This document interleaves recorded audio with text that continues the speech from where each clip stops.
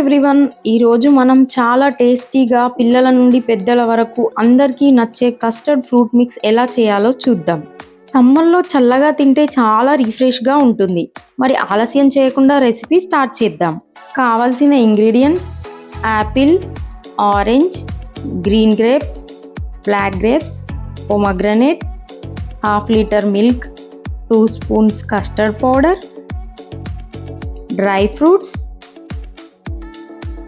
1 cup of sugar. ఫ్రూట్స్లో మీకు నచ్చిన ఫ్రూట్స్ కూడా తీసుకోవచ్చు.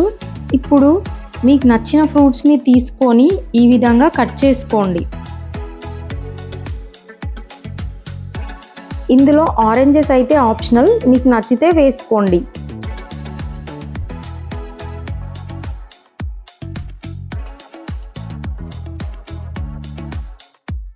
ఇందులోకి green and black grapes combination చాలా బాగుంటుంది.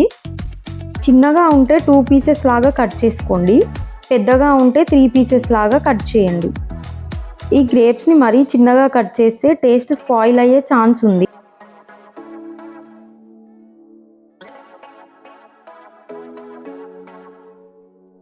ఫ్రూట్స్ కట్ చేయడం అయ్యాక కాసేపు ఫ్రీజర్లో పెట్టాలి.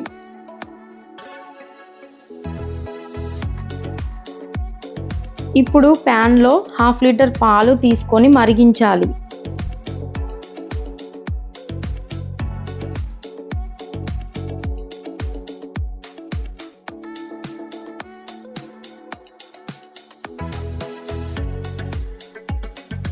అలా ఒక పొంగు రాగానే 1 కప్ ఆఫ్ షుగర్ని యాడ్ చేసుకోండి. అలా షుగర్ని పాలల్లో కాసేపు మరిగించండి.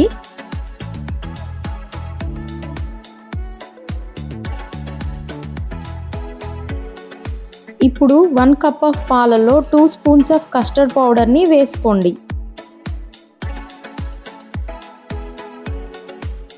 లంప్స్ లేకుండా నేను చూపించిన విధంగా ఉండేలా కలుపుకోవాలి.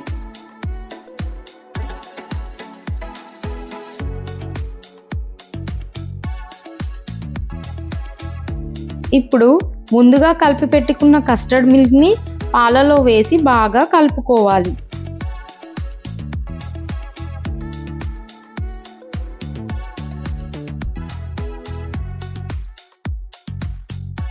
ఇక్కడ కూడా లంప్స్ లేకుండా చక్కగా మరిగించాలి.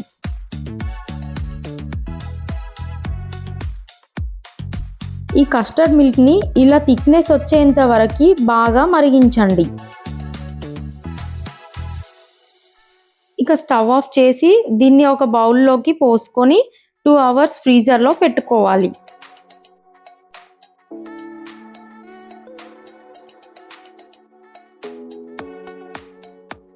ఇది ఫ్రీజ్ అయ్యాక దాన్ని గ్రైండ్ చేసుకోవాలి. దీన్ని గ్రైండ్ చేస్తే క్రీమీ టెక్స్చర్ వస్తుంది, ఫ్రూట్స్కి బాగా పట్టుకుంటుంది. ఆ తర్వాత సపరేట్ బౌల్ తీసుకొని ముందుగా కట్ చేసి పెట్టుకున్న ఫ్రూట్స్ని లేయర్లో వేసుకోవాలి.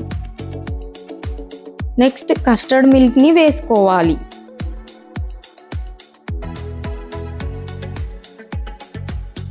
అలా లేయర్స్ లాగా వేస్తే ఫ్రూట్స్ అనేటివి కస్టర్డ్ మిల్క్లో బాగా మిక్స్ అవుతాయి.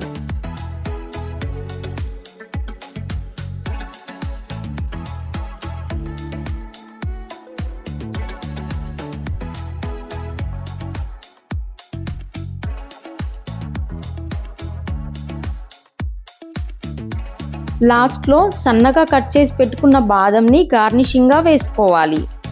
ఎంతో టేస్టీగా ఉండే కస్టర్డ్ ఫ్రూట్ మిక్స్ అయితే రెడీ అయిపోయింది. మరి లేట్ చేయకుండా మీరు కూడా ఈ రెసిపీని స్టార్ట్ చేయండి. చేశాక కామెంట్ రూపంలో పెట్టండి. మరిన్ని టేస్టీ రెసిపీస్తో మళ్ళీ కలుద్దాం. సబ్స్క్రైబ్ టు అవర్ ఛానల్ మన ఇంటి వ్లాగ్స్.